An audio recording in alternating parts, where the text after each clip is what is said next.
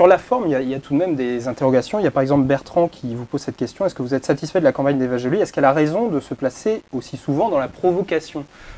Par exemple? Peut-être que le mot provocation n'est pas le meilleur, mais en tout cas, il y a des propositions qui sont un peu à contre-temps ou à contre-courant. Est-ce que vous pensez qu'il y a...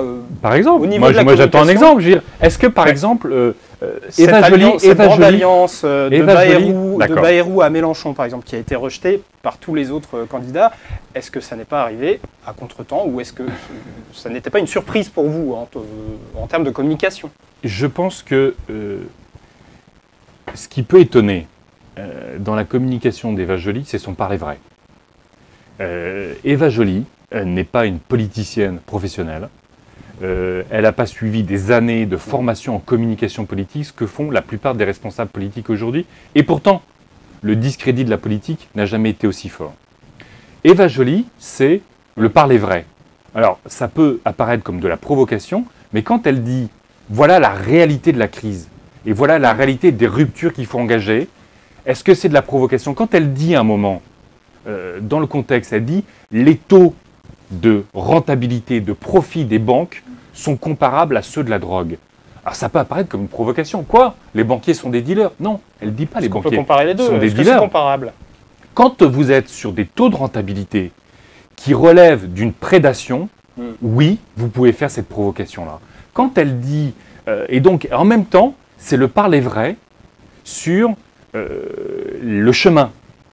À chaque fois qu'elle donne une mesure, Eva Joly, elle dit, voilà comment je vais la financer, voilà le chiffrage. Elle est la seule à faire ça. La semaine dernière, elle a proposé 1 million d'emplois. Chaque millier d'emplois est chiffré. Quand elle propose un budget alternatif, chaque euro dépensé pour la transition écologique, pour le mieux vivre ensemble, est chiffré. Mais c'est aussi, pour répondre à votre dernière question, le parler vrai sur avec qui potentiellement on peut gouverner. Quand François Bayrou dit aujourd'hui, je suis ni à gauche ni à droite, c'est sympathique.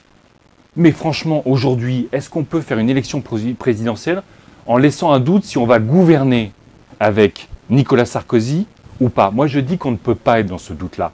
Et Eva Joly a clarifié la position.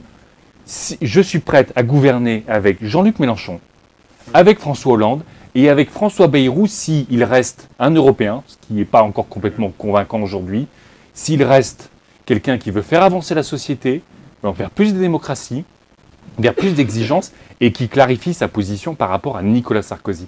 Donc c'est simplement ce que vous considérez comme des provocations, je crois que pour moi c'est le parler vrai.